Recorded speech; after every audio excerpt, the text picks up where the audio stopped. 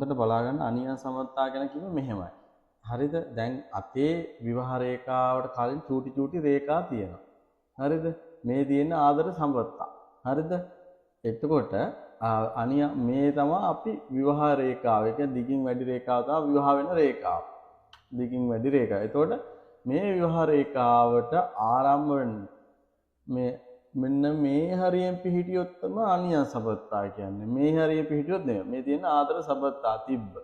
හරි මේ රේඛා ගොඩක් තිබ්බා කියලා ආදර කතා නෙමෙයි මේ ඔච්චර විවාහ නෙමෙයි කියන්නේ ආදර සම්පත්තා හිතට දැනුණු ආදර සම්පත්තා. එතකොට මේ විවාහ වෙන්න කලින් අනියම් සම්පත්තාවක් තිබිලා ඒක හරියන්නේ නැහැ කියලා විවාහයට ගිහින් තියෙනවා. එතකොට මේ අනියම් සම්පත්තාව මේ හැම පැත්තට තියෙනකොට මේ හෙද රේඛාවයි සුරලින් එල්ලයි. ඒ කියන්නේ කාන්තාවක් නම් වම් අතේ පිරිමියෙක් නම් දකුණු අතේ. හොඳට අහගන්න. එතකොට මෙව්වා මේ අතේ රේඛා වලින් කියවෙන දේවල් දෙනවා. මේ විදියටම මේ විවාහය නම් වෙන්නේ නැහැ. විවාහය කලින් වෙනවා අවුරුදු 18න් වෙනවා. නියම විවාහය තමයි මේ පෙන. මේ තියෙන නියම විවාහ වීමක් අවුරුදු 32 වගේ කාලේ. එතකොට මෙන්න මෙයා විවාහ වෙනවා. විවාහ වෙලා පස්සේ මෙන්න මෙහෙම රේඛාව, චූටි රේඛාවක් ඒ අනියම් සම්පතය. ඒ කියන්නේ මේ විවාහයේදී මේ ඒ දෙන්න අතර තියෙන කියන්නේ සිතුවිලි එක මේ ගැළපීමක් නැහැ. එතකොට මේ ලිංගික සතුටක් මෙයාට නැති හින්දා මේ අනියම් සම්පත්තාවට ගිහිල්ලා මෙයාගේ දෝෂ මෙයා මෙතනට කියනවා.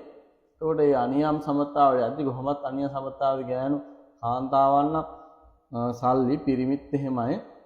පිරිමි අය නම් මේ අනියම් සම්පත්තාවේදී කරන්නේ මේ තියාගන්න එක විතරයි. එතකොට මේ අනියම් සම්පත්තාවේදී වෙන්නේ මෙයා ආයතන දෙන්න අතර හදාස් කියලා පෙන්නනවා. මම බලපු කේන්ද්‍ර හස්ත රේඛා පරීක්ෂාවේදී කියවෙන්නේ එක්කෝ එයා සෙක්ස් ලයිෆ් එකේ කාන්තාවගේ හෝ පිරිමි කෙනාගේ ගැටලුවක් තියෙනවා. ඒකින් තමයි මේ අනියම් සම්පත්තාවලට යන්නේ.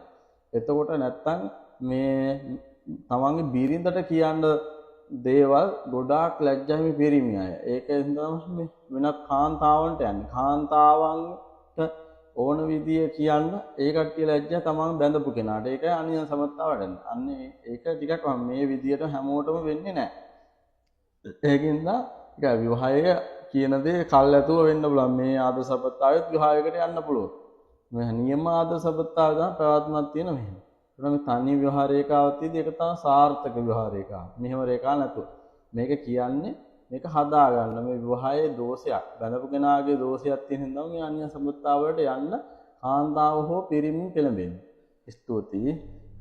මේ සම්බන්ධව තව වීඩියෝ එකක් දාලා දෙන ඒක බලලා මේක බලන්න. ඒක ඔක්කොම තනි තනියෙන් පැහැදිලි කරන්න බෑ මට.